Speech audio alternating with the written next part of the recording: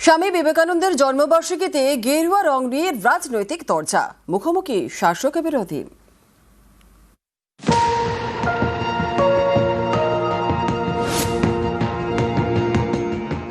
গেরুয়া ভারতবর্ষের শাশ্বত রং। স্বামীজির মাথায় উষ্ণিস হয়ে গেরুয়া পতাকায় অবস্থান করত। গেরুয়া ভারতবর্ষের চিরন্তন শাশ্বত পতাকা। এই পতাকা নিয়ে মহারাজ যুধিষ্ঠির থেকে শুরু করে রামচন্দ্র সবাই এই পতাকায় নিয়ে যুদ্ধ করেছে। এই পতাকায় ভারতবর্ষের শাশ্বত পতাকা, ধর্মীয় পতাকা। বিজেপি চায় একটা রঙে ভারতকে রাঙাতে, ওই জন্যই এক দেশ, এক নিশান, এক ভাষা, এক সংবিধান, এক দল, সবাই একটাই রং থাকবে, সবার একটাই ধর্ম থাকবে। না, এটা ভারত নয়, ভারত বহুত্ববাদের দেশ। স্বামী বিবেকানন্দের জন্মবার্ষিকী সোমবার সকাল থেকেই সিমলা স্ট্রিটে রাজনীতিকদের ভিড়। বিবেক বন্দনার পাশাপাশি বাকযুদ্ধ, শাসক বিরোধী তরজার কেন্দ্রে উঠে এলো গেরুয়া পতাকা। সিমলা স্ট্রিটে স্বামীজিকে শ্রদ্ধা জানাতে যান সুকান্ত মজুমদার, সঙ্গে তাঁর অনুগামীরা। অধিকাংশের হাতেই গেরুয়া পতাকা। এই গেরুয়া রং নিয়েই শুরু রাজনৈতিক তরজা। গেরুয়া ভারতবর্ষের শাশ্বত রং। স্বামীজির মাথায় উষ্ণিস হয়ে গেরুয়া পতাকায় অবস্থান করত। গেরুয়া ভারতবর্ষের চিরন্তন শাশ্বত পতাকা। এই পতাকা নিয়ে মহারাজ যুধিষ্ঠির থেকে শুরু করে রামচন্দ্র সবাই এই পতাকায় নিয়ে যুদ্ধ করেছে। এই পতাকায় ভারতবর্ষের শাশ্বত পতাকা, ধর্মীয় পতাকা, এবং সেটাকে আমরা মানি। তো সেই পতাকা নিয়ে একটাই মন্ত্র, সেটা হচ্ছে সমস্ত সনাতনী যেন একত্রিত হয়। সনাতনী সংস্কৃতি যদি না বাঁচে, ভারত বাঁচবে না। গেরুয়া একা ভারতবর্ষের রং নয়, ভারতবর্ষের রং বহুত্ববাদ। বিজেপি চায় একটা রঙে ভারতকে রাঙাতে, ওই জন্যই এক দেশ, এক নিশান, এক ভাষা, এক সংবিধান, এক দল, সবাই একটাই রং থাকবে, সবার একটাই ধর্ম থাকবে। না, এটা ভারত নয়, ভারত বহুত্ববাদের দেশ। আমি বিবেকানন্দ যা যা বলে গেছেন আজকের দেশের প্রধানমন্ত্রী নরেন্দ্র মোদীজি সেগুলোই কার্যকর করার চেষ্টা করছেন। শিক্ষা, স্বাস্থ্য, কৃষি, বিজ্ঞান, যখন পহেলগামের ঘটনা ঘটে, অপারেশন সিঁদুর হয়, যখন আমরা তেরঙ্গা পতাকা হাতে রাস্তায় নামি, এই ভাবনা কিন্তু স্বামী বিবেকানন্দের ভাবনা। স্বামীজিকে শুধু প্রতীকী হিসেবে আজকের জন্মদিন বলে শ্রদ্ধা জানিয়ে জয়ধ্বনি দিলাম, আর তারপরে সম্পূর্ণ বিপরীত কাজ করলাম। সব ধর্মের সমন্বয়। ভারতীয় জনতা পার্টি বললেন এই কথাটা, কিন্তু কতটা বিশ্বাস করেন কিংবা আপনার কার্যে কতটা সেটা প্রতিফলন হয় ভালোভাবেই মানুষ জানে। মানুষের মধ্যে, ধর্মের মধ্যে ঝগড়া লাগাবেন, এটা কিন্তু স্বামীজি বলেন। নিউজ 18 বাংলা। ভোটের বাংলা স্বামী বিবেকানন্দের জন্মবার্ষিকী পালন ঘিরেও চর্চা, বাকযুদ্ধে তৃণমূল বিজেপি।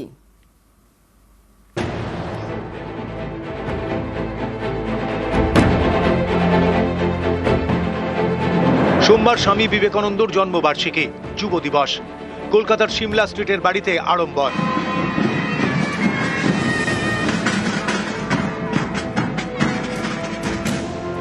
যুগপুরুষকে শ্রদ্ধা জ্ঞাপনে সুকান্ত মজুমদার, শ্রমিক ভট্টাচার্য। মিছিল করে সিমলা স্ট্রিটে যান শুভেন্দু অধিকারী। যুগপুরুষের ভিটে শ্রদ্ধা জ্ঞাপন তৃণমূলেরও। সিমলা স্ট্রিটের বাড়িতে স্বামীজি স্মরণে শশী পাঁজা। ভোটের বাংলায় স্বামীজির স্মরণ, আর এই নিয়ে রাজনীতির হাওয়া গরম। তৃণমূলের পোস্টার নিয়ে কটাক্ষ করেছে বিজেপি। স্বামীজির উক্তিগুলোই এখানে চর্চিত হওয়া উচিত, উল্লেখ হওয়া উচিত। আজকে অন্য কেউ অপ্রাসঙ্গিক। স্বামীজি আসল যুবরাজ, অন্য কেউ যুবরাজ নয়। আমি শুনেছি এখানকার প্রধান মহারাজ কাউন্সিলরদের ডেকে বলেছিলেন যে এখানে অন্য কারো ছবি লাগাবেন না। তারপরেও শোনেন, এখানে অপবিত্র করব না, ওদের কথা এখানে উল্লেখ করবেন না। ছেলে মেয়েদের যদি একটা হৃদয়ের একটা ভালোবাসা, একটা অভিষেক বন্দ্যোপাধ্যায়ের প্রতি শ্রদ্ধা যদি থাকে এবং তাকে যদি সেইভাবে যুবরাজও বলে, এটাতে তার একটু এই ঈর্ষার কারণটা কি দাঁড়ালো সেটা বোঝা গেল না। কোন সময়ে কেউ স্বামীজিকে তো ছোট করে। যে আগামী দিনে যুব সমাজের হাতে যদি কাজ চায়, যুব সমাজের হাতে যদি ইনোভেশন চায়, যুব সমাজের হাতে যদি শিল্পায়ন চায়, তাহলে পরে স্বামী বিবেকানন্দের যে নীতির কথা বলে গেছে, সেই নীতির উপর আধারিত সরকার যেরকম কেন্দ্রে প্রতিষ্ঠা হয়েছে, সেই ধরনের সরকার পশ্চিমবঙ্গেও দরকার। গুরুত্বহীন বক্তব্য এবং খুবই যে ভাষা ব্যবহার, আচরণ, ঔদ্ধত্য, এই দাম্ভিকতা, এটাকেই দমন করতে বললেন স্বামীজি। আমি নিজে কত পিওর, এই সমস্ত যাচাই করবে মানুষ। বিবেকানন্দর জন্মবার্ষিকীতে এভাবেই হাওয়া গরম। আবার সৌজন্যের ছবিও দেখা গিয়েছে।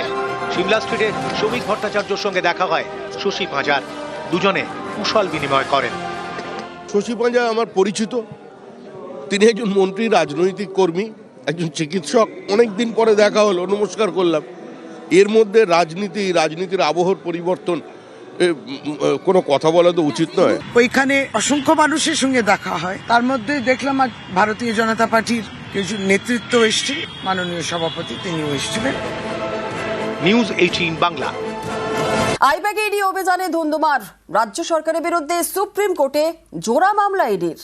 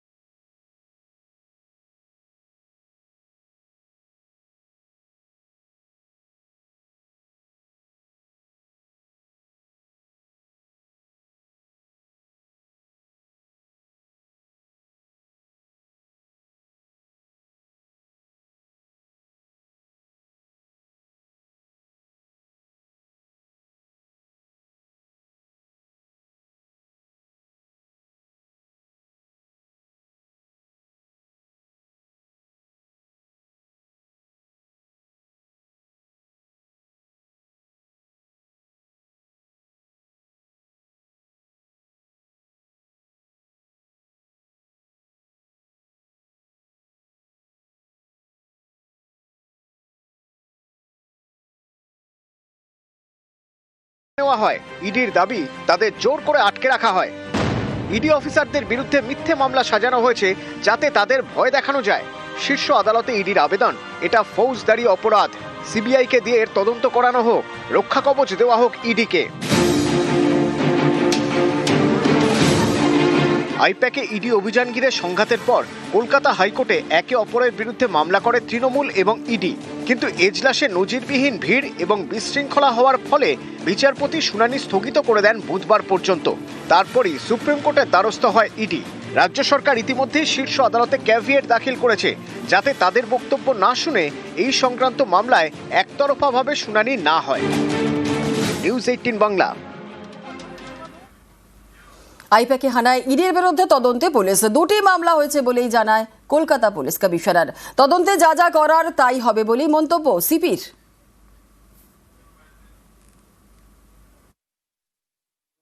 দুটো আমরা কেস করেছি, দুটো কেসেই তদন্ত হচ্ছে। এর বাইরে এই মুহূর্তে কিছু বলা সম্ভব নেই। সুপ্রিম কোর্টে যে ম্যাটার আছে সেটা যেহেতু মাননীয় আদালতে পৌঁছেছে, ওই বিষয়ে আর কিছু এই মুহূর্তে বলা যাবে না। আমরা মানে ওই লিগ্যাল ম্যাটার্স যা যা আমাদের করণীয় থাকবে সেটা করা হবে।